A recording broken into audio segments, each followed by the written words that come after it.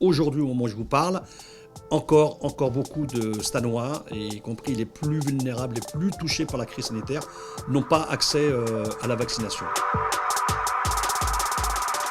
Ici en Seine-Saint-Denis, non seulement la crise sanitaire a été terrible, mais elle a créé un choc psychologique. Les personnes sont complètement, je dirais, affaiblies et très touchées par cette crise sanitaire qui a fait beaucoup de victimes et qui malheureusement a touché beaucoup de familles. Un taux d'incidence extrêmement élevé, on est pratiquement rendu au jour où je vous parle à 800, à presque 800 taux d'incidence sur 100 000 habitants, ce qui est énorme.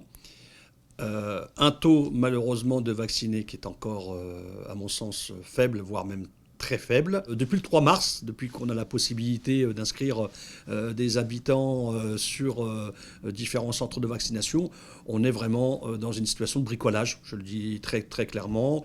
On a, bon an mal an, réussi à faire vacciner à peu près 200 personnes sur les 4 semaines de vaccination, ce qui nous ramène à peu près un ratio de à peine 50 personnes par semaine, ce qui est très peu. Il ne faut pas que la stratégie de vaccination telle qu'elle a été proposée par ce gouvernement continue à être un échec. Et moi, je pense que là, on est vraiment à la croisée des chemins pour reconsidérer, c'est ce que je demande ici, moi, à Stains, le fait d'avoir un centre de vaccination de proximité pour aller au plus près des gens, au plus près de la crise sanitaire, au plus près de celles et ceux qui, malheureusement, en souffrent. Je ne veux pas, et j'ai jusqu'à maintenant jamais voulu opposer l'ouverture de ce centre de vaccination, de ce méga centre de vaccination. Certains l'appellent vaccinodrome. Moi, je préfère l'appeler centre régional de vaccination parce que c'est un centre qui va rayonner sur la totalité de la région Île-de-France et de Paris. Donc moi, je ne veux surtout pas opposer le principe qui a été choisi par le gouvernement d'avoir un méga centre de vaccination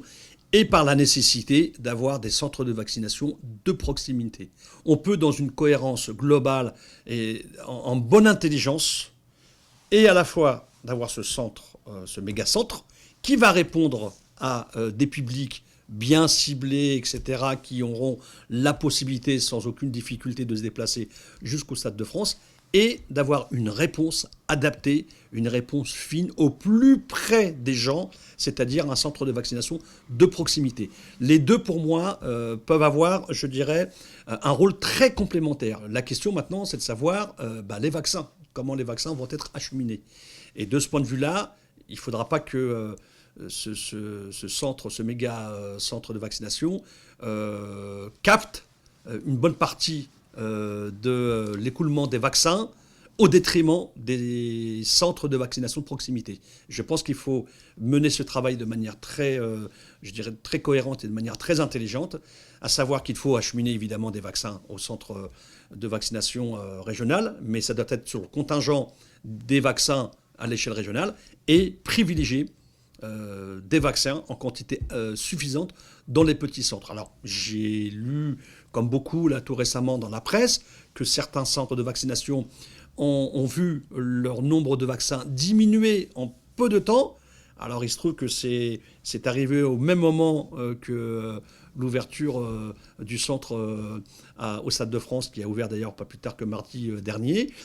Là, il y a un risque. Je pense que là, il faut être très vigilant, parce que si ça se résume à cette stratégie, très franchement, c'est encore les habitants des villes et des quartiers populaires qui en payeront les frais et qui seront encore le moins vaccinés. J'ose espérer, et je pense que le préfet n'est pas du tout dans cette optique-là, j'ose espérer qu'on fera en sorte que les centres de vaccination de proximité, et j'espère qu'on en aura un très prochainement, auront assez de vaccins pour pouvoir vacciner au plus près des gens.